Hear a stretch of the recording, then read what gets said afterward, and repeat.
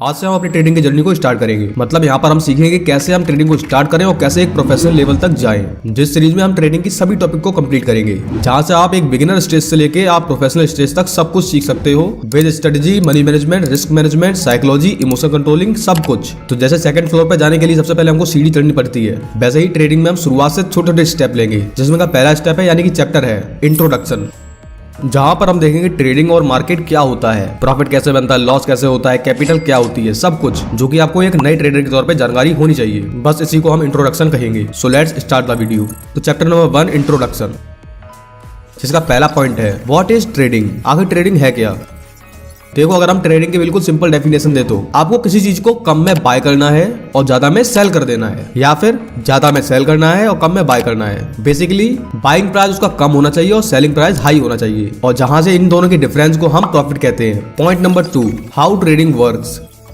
आखिर ट्रेडिंग कैसे काम करती है। एग्जाम्पल के लिए देखते हैं, एक ट्रेडर यानी कि व्यापारी। ट्रेडर का मतलब क्या होता है, व्यापारी, जिसका कपड़ों का बिजनेस है। वो कपड़ों को बनाने के लिए कच्चे माल को लेके आता है कर्नाटका से, और वहां से उसको लाकर आगरा में उसको सेल कर देता है। और जहां पर वो इस बात का ध्यान रखता है, जहां से उसने कर्नाटका से बाय किया है वहां पर उसका प्राइस कम होना चाहिए, और आगरा में जब वो बेचे तब उसका प्राइस हाई होना चाहिए, मतलब थोड़ा सा ज्यादा होना चाहिए। तो इनके बीच का जो भी मार्जिन होगा वो उस ट्रेडर का प्रॉफिट होगा। और इसी चीज को एक जगह से बाय करना और दूसरी जगह पर सेल करना ट्रेडिंग कहलाती है। But in this digital era एक ट्रेडर जो होता है वो कुछ स्टॉक्स को बाय करता है कुछ प्राइस पर, जैसे कि 10,000 पे मान लो आप, और कुछ टाइम के बाद जब उसका प्राइस इंक्रीज होता है 11,000 हो जाता है, तब वो उसको सेल कर देता है। जहां से उसका बीच का मार्जिन 1,000 रुपए है वो उसका प्रॉफिट निकल के आता है। इसी चीज को हम ट्रेडिंग कहते हैं, और जो भी पर्सन इस चीज को करता है उसको हम ट्रेडर कहते हैं। अब हम बात करते हैं प्रॉफिट कैसे बनता है। जैसे कि हम एग्जांपल लेते हैं, किसी एक ट्रेडर ने कुछ स्टॉक्स को बाय किया है 10,000 प्राइस के रेट पर, और जब उसका प्राइस थोड़ा सा हाई होता है, इंक्रीज होता है, जैसे कि 11,000 या फिर 12,000, तब वो उसको सेल कर देता है। अब उसका बाइंग प्राइस 10,000 रुपीज है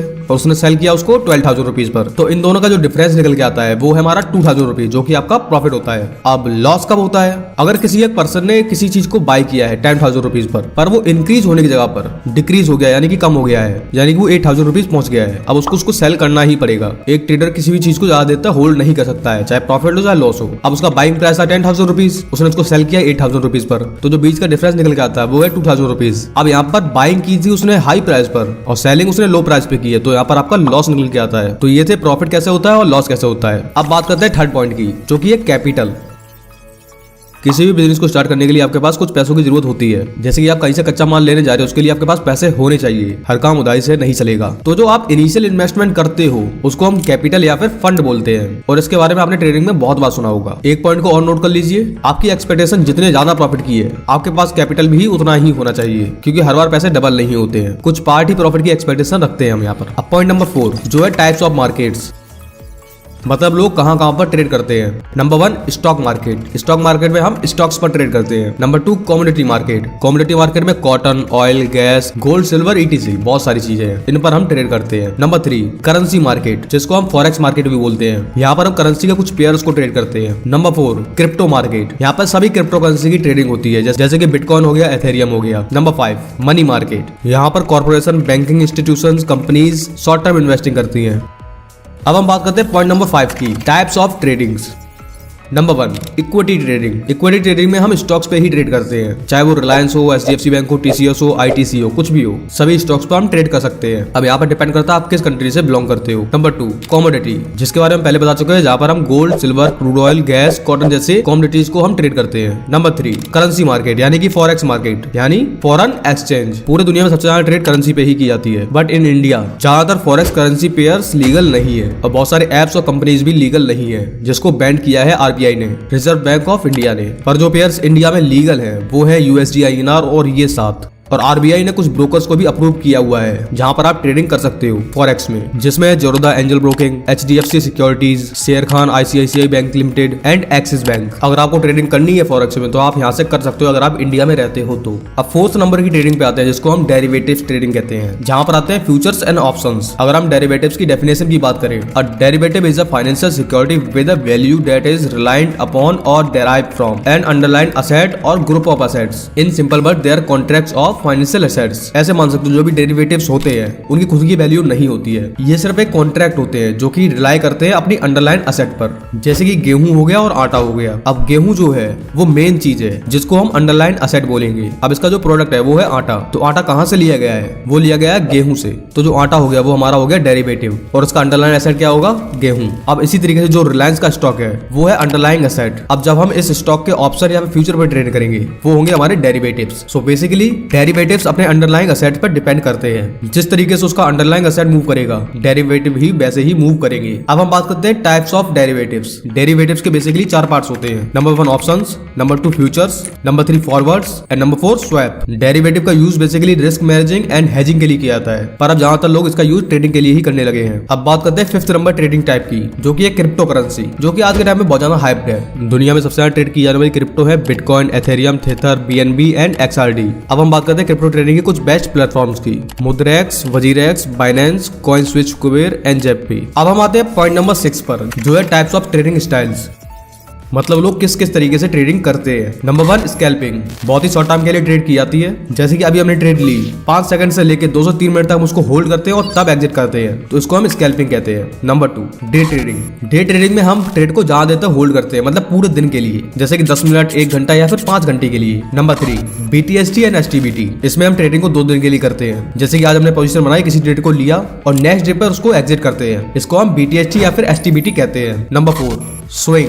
स्विंग ट्रेडिंग को हम कम से कम होल्ड करते हैं 2 दिन से लेकर 3 से 4 वीक तक। Number 5 positional trade. इसमें हम अपनी ट्रेड को 2 से 10 मंथ के लिए होल्ड कर सकते हैं। नंबर 6 शॉर्ट टर्म इन्वेस्टिंग, जहां पर आप किसी भी चीज में इन्वेस्ट करते हो 1 से लेकर 1.5 साल के लिए। नंबर 7 लॉन्ग टर्म इन्वेस्टिंग, यहाँ पर हम किसी भी स्टॉक को बाय कर या फिर किसी भी ट्रेड को लेकर उसको 5 साल से ज्यादा उसको होल्ड करते हैं, इसको हम लॉन्ग टर्म इन्वेस्टिंग कहते हैं और सबसे कम रिस्की होती है यही। और इस बात को ध्यान रखना, आप जिस ट्रेड को जितना कम टाइम के लिए होल्ड करते हो वो उतना ही रिस्की हो जाती है, और जितने ज्यादा टाइम के लिए होल्ड करते हो उतना ही वो कम रिस्की होती है। तो हर ट्रेडर आपको यही सलाह देगा, अगर आपको ट्रेडिंग को स्टार्ट करना है तो सबसे पहले लॉन्ग टर्म इन्वेस्टिंग या फिर स्विंग ट्रेडिंग से स्टार्ट करो। अब हम बात करते हैं पॉइंट नंबर 7 की, difference between trading and investing.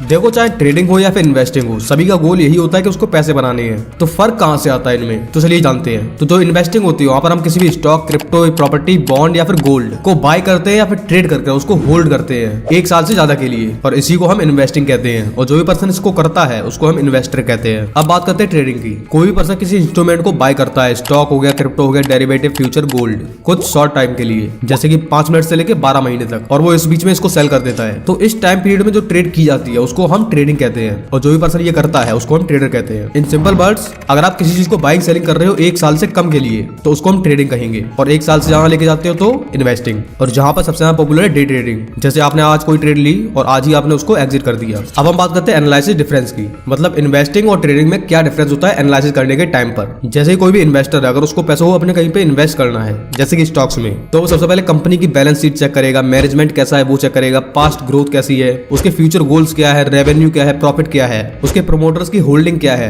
Cash flow क्या है, और कुछ लोग डिविडेंड बेस पे भी इन्वेस्टिंग करते हैं। अब यहीं पे जो ट्रेडर होता है उसको शॉर्ट टर्म के लिए इन्वेस्टिंग करनी है, शॉर्ट टाइम फ्रेम पर। तो ज्यादातर ट्रेडर कंपनीज की बैलेंस शीट को एनालाइज नहीं करते हैं, रेवेन्यू को चेक नहीं करते, ना ही प्रॉफिट और मैनेजमेंट से उसको मतलब होता है। एक ट्रेडर जो होता है बेसिकली ट्रेड लेता है प्राइस चार्ट पर, जिसको हम प्राइस एक्शन भी कहते हैं, और जहां पर ट्रेडर चार्ट को एनालाइज करने के लिए कुछ इंडिकेटर्स और टूल्स का यूज करता है, जैसे कि ट्रेंड लाइन हो गया, EMA, VWAP, RSI, support and resistance. अब हम बात करते हैं पॉइंट नंबर 8 की, जो कि है ब्रोकर्स।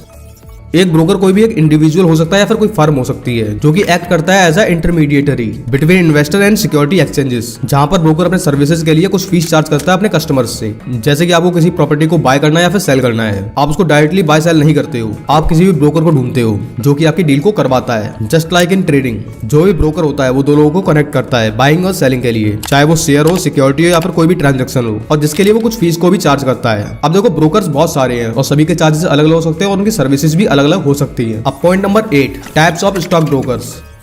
देखो, मेनली स्टॉक ब्रोकर्स 2 टाइप के होते हैं। Number 1 full service brokers, number 2 discount brokers. अब इन दोनों में डिफरेंस क्या है? फुल सर्विस ब्रोकर्स, इनकी ट्रांजैक्शन चार्जेस हाई होते हैं, आपका जो भी टर्नओवर होगा उसके परसेंटेज पर, और यहीं पे डिस्काउंट ब्रोकर्स में, जैसे कि इनका नाम है डिस्काउंट ब्रोकर, इनके ट्रांजैक्शन के चार्जेस बहुत कम होते हैं और कुछ अमाउंट तक फिक्स होते हैं, और जहां पर डिलीवरी फ्री होती है। Number 2 services. Full service broker आपको बहुत सारी सर्विस प्रोवाइड करता है, जैसे कि trade execution, investment advice, research report, financial planning, retirement planning, personalised service for individual clients need और एक पर्सनल रिलेशनशिप मैनेजर भी प्रोवाइड किया जाता है। और जहाँ पर डिस्काउंट ब्रोकर्स में यहाँ पर आपको ये बेसिक सर्विसेज को प्रोवाइड करते हैं, जहाँ पर फोकस किया जाता है आपकी ट्रेड एग्जीक्यूशन पर, ऑनलाइन प्लेटफॉर्म पर, जहाँ से आप अपने इन्वेस्टमेंट और ट्रेडिंग को मैनेज कर सकते हो और जहाँ से आप मार्केट डाटा को देख सकते हो और जहाँ से आप कुछ बेसिक रिसर्च को भी परफॉर्म कर सकते हो। नंबर 3, फुल सर्विस ब्रोकर में आपको एक फैसिलिटी और प्रोवाइड की जाती है। आप इनके ऑफलाइन ऑफिस में जाकर वहाँ पर आप बैठकर ट्रेड कर सकते हो अगर आपको कुछ समझ में नहीं आता है। पर डिस्काउंट ब्रोकर में ऐसा कुछ भी आपको प्रोवाइड नहीं किया जाता है। पहले तो इनके ब्रांचेस हर जगह पे नहीं होते हैं जहाँ पर आप जाकर ट्रेड कर सको। नंबर 4,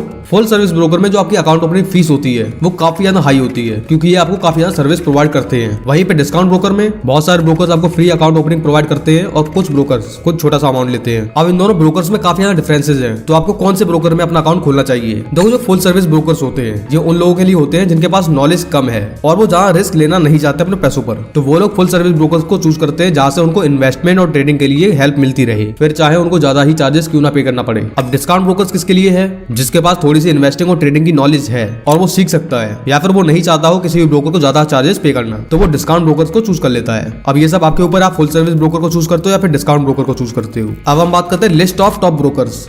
अगर आप फुल सर्विस ब्रोकर्स को देखते हो तो ये है ICICI direct, HDFC securities, Kotak securities and Motilal Oswal. And discount brokers में नंबर 1 ग्रो, नंबर 2 ज़ेरोधा या फिर kite, number 3 angel one and number 4 Upstox. अब इन ब्रोकर्स के साथ में आप ट्रेड कर सकते हो स्टॉक्स में, ऑप्शंस में, फ्यूचर्स में, कमोडिटी एंड फॉरेक्स या फिर करेंसीज में। अगर आपको इन डिस्काउंट ब्रोकर्स में से किसी में भी अकाउंट खोलना है तो आपको अकाउंट ओपनिंग का लिंक डिस्क्रिप्शन में मिल जाएगा। आप वहां से जाकर डायरेक्टली अकाउंट को ओपन कर सकते हो। अब यहाँ तक हमारे 9 पॉइंट्स कवर हो चुके हैं, पर जो हमारा लास्ट 10 नंबर पॉइंट है वो थोड़ा सा बड़ा हो सकता है, इसी कारण हम उसके बारे में पार्ट नंबर 2 में बात करेंगे, जहाँ पर बची हुई सभी चीजों को हम कवर करने वाले हैं कि ट्रेडिंग प्लेटफॉर्म में क्या क्या होता है, चार्ट्स में क्या क्या चीजें होती है, रिस्क मैनेजमेंट, पोजीशन साइजिंग क्या होती है, सभी चीजों को हम नेक्स्ट पार्ट में जानेंगे। और जब वो वीडियो कंप्लीट हो जाएगा तो उसका लिंक आपको डिस्क्रिप्शन में मिल जाएगा।